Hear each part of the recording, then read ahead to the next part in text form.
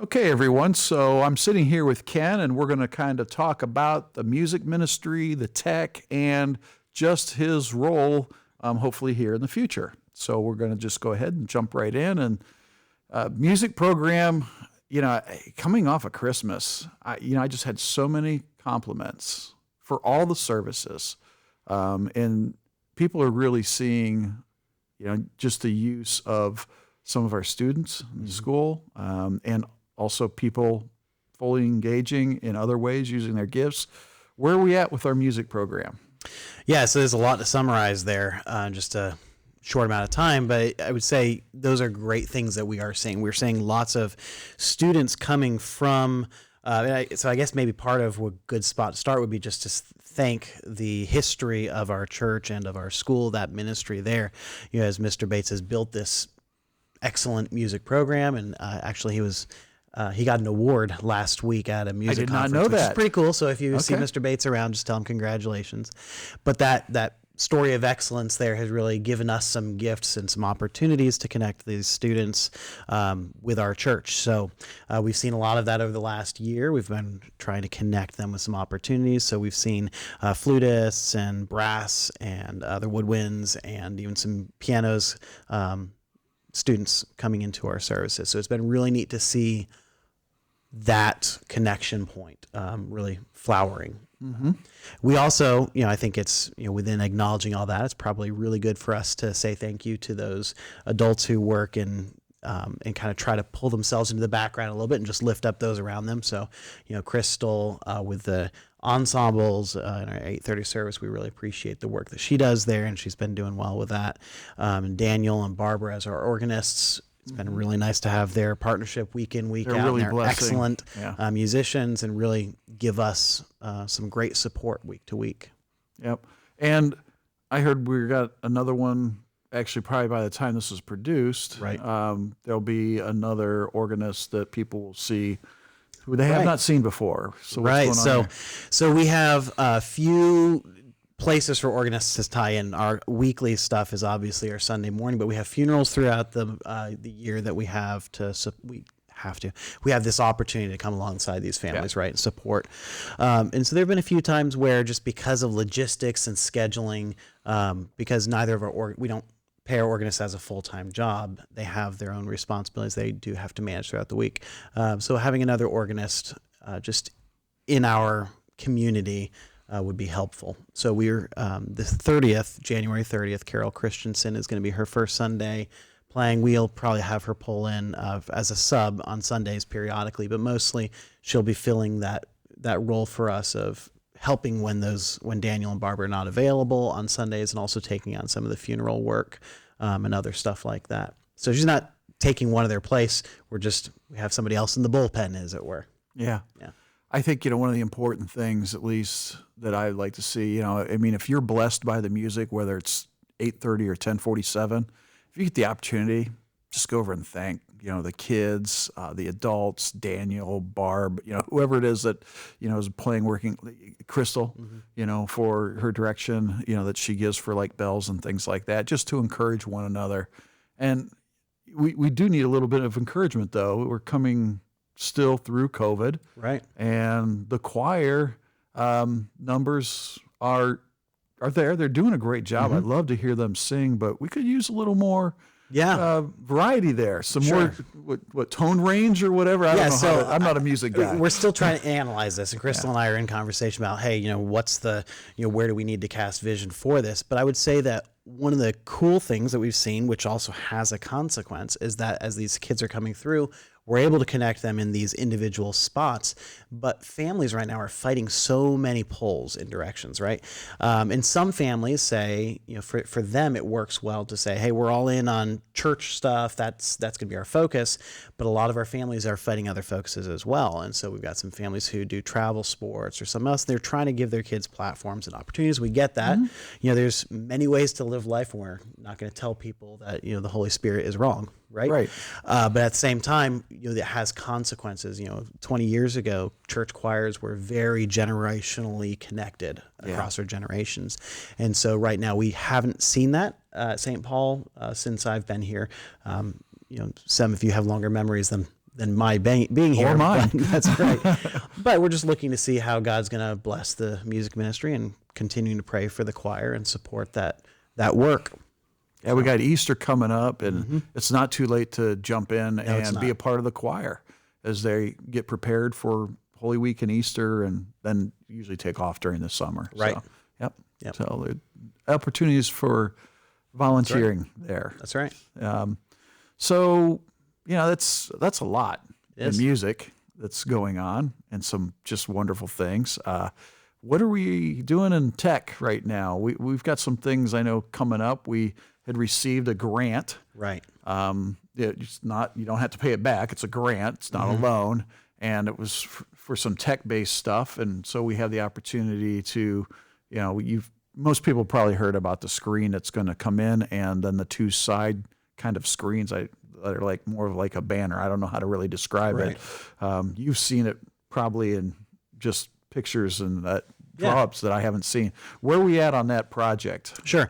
And I know we talked about this a little bit last State of the Ministry as well, but just kind of recap the overall project. We're going to be replacing that center congregation screen, which is kind of a custom dimension size, with something a little bit more standard that if you know about your TV ratios, is kind of that standard 16 by 9, 16 by 10 screen size for the center. That'll help us with connecting the graphics that we place on that screen with the graphics that go online. It'll kind of sync those things up and just make it a smoother experience. There are a few times where our camera shots, because we have the sides chopped off in our current screen, it doesn't feel as smooth on Sunday morning as it does online. So that'll help us continue to take those next steps for excellence there. It'll be a better resolution, just a little bit updated as well. And then, significantly updated as well. And then on the sides, we're going to take those banners that right now require some dangerous physical labor to climb up on a very tall ladder, stand on the very top of it. I have recovered my heart rate from the last time I did that, but putting them up and down, it's a lot of work. And it's not the safest, but we've made it work. Anyway, so we're going to replace those with screens as well, and that gives us the opportunity within the service to help kind of create the visual representation of what's going on. Some people are auditory learners. They engage mostly through their ears. Some people are visual learners. They engage mostly through their eyes. Some people are habitual. They need to stand up and participate. And so we're just trying to continue to support the congregations connecting with the themes and the content, the sermons, and all of those things that we're doing. So this will really be a flexible tool that we're hoping is going to be a big impact for our congregation. And that will be put in here pretty soon, and it should be all ready to go for the start of our Lenten season. Yeah, so it was supposed to be, if you recall, we had been talking about it like just before Christmas, and then with the shipping delays that we've seen across our nation, and just all of those Sitting things out played on the into ocean it. somewhere. That's right. That's right. But the installers have been in communication with us the whole way and just kind of let us know where we're being pushed back. And so we thought it was going to come in 2 weeks ago, and then COVID, another wave hit their company, and so they were delayed. And so we are currently expecting this to be the start of the install be the 23rd of January, which is probably now's yesterday or something like that. So it should be coming in next week. Yep. As of recording this. I think it'll do a great job in helping us all just have the opportunity to reinforce themes and opportunities for us to hear the Word of God better, right, and clearer in many ways. So, let's see here. What else did we have to talk about, Ken? I can't remember exactly. Your role, right. So, I know I've had enough people come up, and I said, Andy, you're looking tired. We're concerned about you. I just want to remind you, we are in the process of seeing if Ken can, what they call colloquy, which means to become a pastor. So colloquy into the LCMS as a Lutheran Church Missouri Synod pastor. And he has done a lot of paperwork, a lot of hoop jumping, and it has to go before a synodical board, which we think it did here in December. We're not sure yet. We should be getting a letter on that. If not, the next time they meet, that will come in. Right.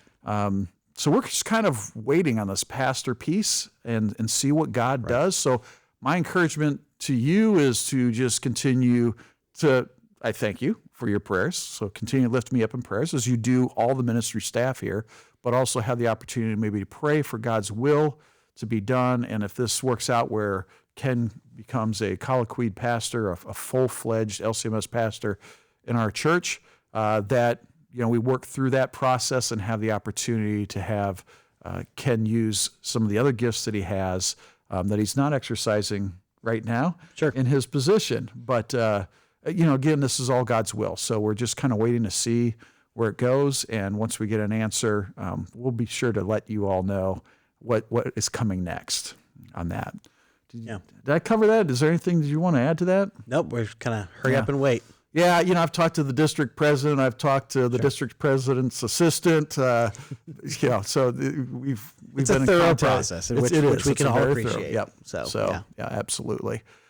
So I think, is that cover pretty much everything for your area? Pretty much. I mean, I think there's some things that there was one thing we had talked about wanting to mention, and that was just as we went through this season of Advent and now coming into just another wave of COVID, I wanted to acknowledge just that within the greeting and the ushers and those kind of the support teams for our Sunday mornings, there's been a lot of change. And as the people who served in those areas have been very gracious to accommodate that, and people having to be pulled out and swapped around last minute.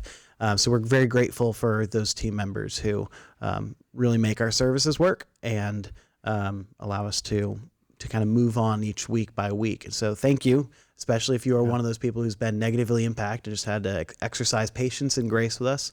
I really appreciate y'all's participation in those teams and being gracious with us, and just ask for you to continue to support the work of God through our services as we are trained and corrected and rebuked and all those fun things with, as we live life together.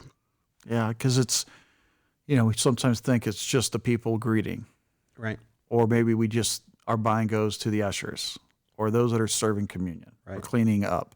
But really, it's all those people have had to just make shifts and changes and have that opportunity to exercise patience with one another, including the ministry team here, because of what COVID has done. Yeah. And, we'll continue to work through it.